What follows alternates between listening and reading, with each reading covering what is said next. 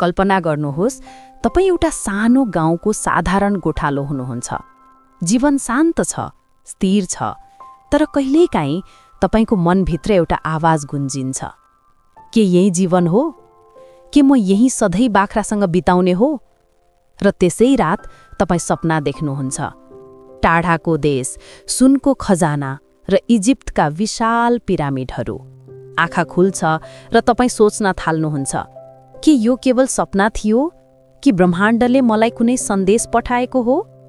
आज हामी कुरा गर्दैछौँ त्यही सपनाको यात्राबारे, पाउलो कोहेलोद्वारा लेखिएको द अल्टमिस्ट। यो केवल कथा होइन, यो एक आत्मखोजको तीर्थयात्रा हो, जहाँ एउटा साधारण गोठालो सान्टियागो आफ्नो सपना पछ्याउँदै विश्वास, प्रेम र आत्मज्ञानको यात्रा गर्छ।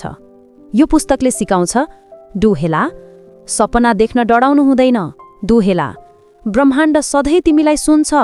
र सबैभन्दा ठूलो कुरा, डुहेला, तिमीले खोजिरहेको खजाना तिम्रो भित्रै लुकेको छ। यदि तपाईँ पनि जीवनमा केही खोज्दै हुनुहुन्छ, सपना, अर्थ वा आफ्नो बाटो, त यो भिडियो तपाईँका लागि हो। तपाईँ अहिले सुन्दै हुनुहुन्छ अडियो बुक साथी, जहाँ हामी किताबहरूलाई मात्र पढ्दैनौँ, हामी तिनीहरूलाई जीवनको अनुभवमा रूपान्तरण गर्छौँ। अब तयार हुनुहोस्, गोठालो सान्टियागोसँग मिसिन, उसको खजानाको खोजीमा मरुभूमिका हावाहरू, रहस्यमयी सङ्केतहरू र प्रेमको आवाज बीचबाट यात्रा गर्न।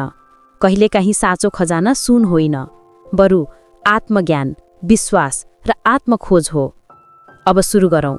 द अल्केमिस्ट एउटा सपनाबाट सुरु भएको यात्रा, जुन अन्तत जीवनको अर्थमा पुग्छ। पार्ट 1, डुहेला, सपना देख्ने गोठालो।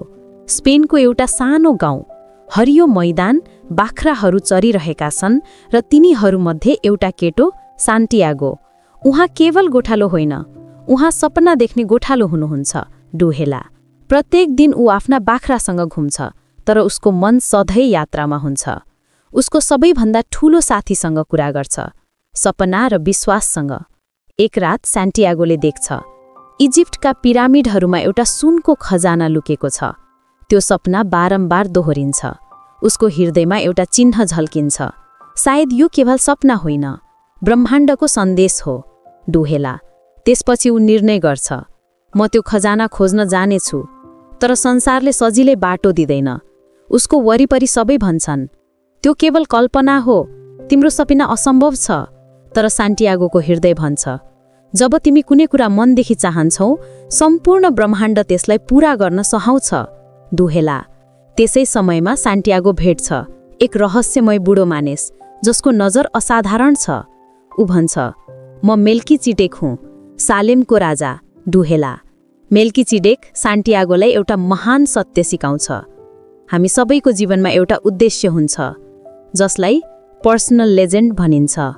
डुहेला, मेल्कीचिडेक भन्छ, जब तिमी आफ्नो पर्सनल लेजेन्ड पछ्याउँछौ, तिमीले असली स्वतन्त्रता पाउँछौ।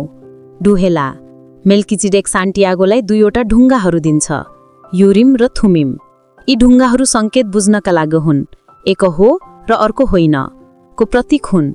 ऊ भन्छ, जीवनमा सङ्केतहरू हर ठाउँमा छन्, तर तिनीहरूलाई देख्नका लागि विश्वास चाहिन्छ। डुहेला, त्यो भेटपछि सान्टियागोको यात्रा सुरु हुन्छ, सपना, सङ्केत र विश्वासको यात्रा। उसले आफ्ना बाख्रा बेच्छ, पैसा जम्मा गर्छ र इजिप्ट जाने तयारी गर्छ। तर उसलाई थाहा छैन, इजिप्ट पुग्नुभन्दा पहिला उहाँले आफ्नै डर, असफलता र कमजोरीसँग लड्नु पर्नेछ। यो यात्रा केवल खजाना खोज्ने होइन, यो आत्मालाई बुझ्ने यात्रा हो। मेल्कीचिडेकका शब्द उसको कानमा अझै बज्छन्, डुहेला, साँचो खजाना त सुन होइन, बरु तिमी बन्ने पेपरी हो।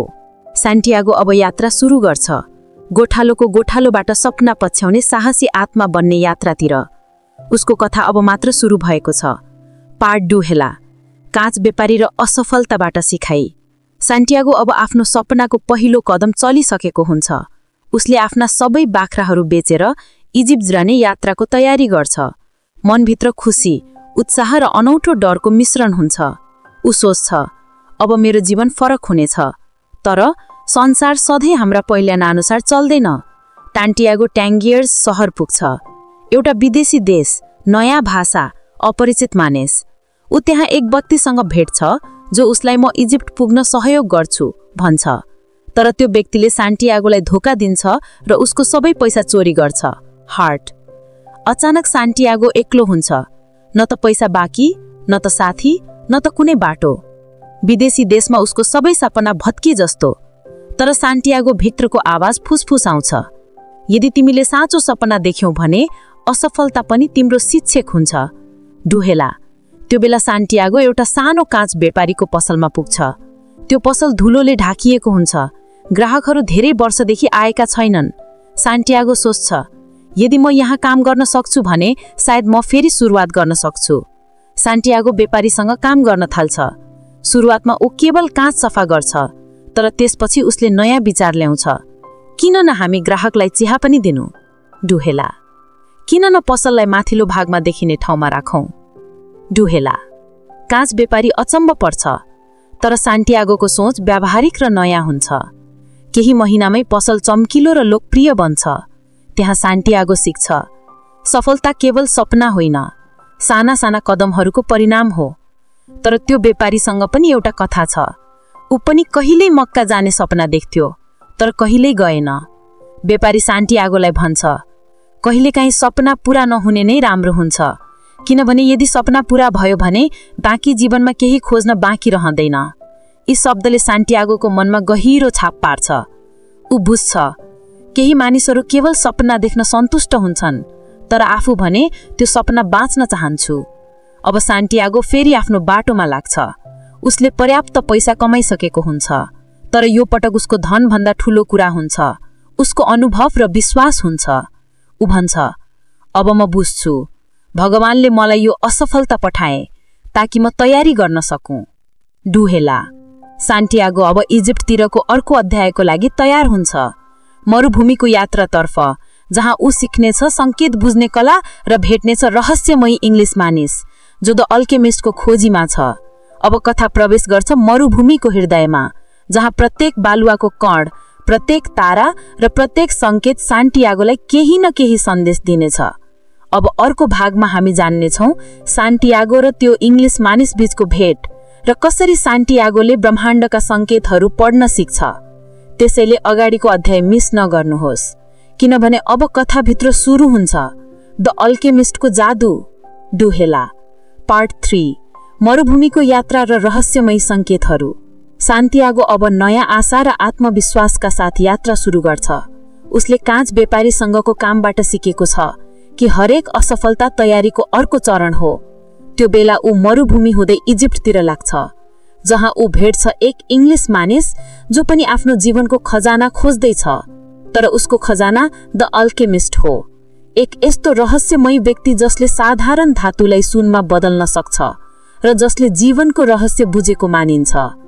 इङ्ग्लिस मानिस सान्टियागोसँग पहिलो पटक रसायनशास्त्र र सोल अफ द वर्ल्डको बारेमा सुन्छ, तर सान्टियागोलाई यो सब कुरा केवल सैद्धान्तिक लाग्छ।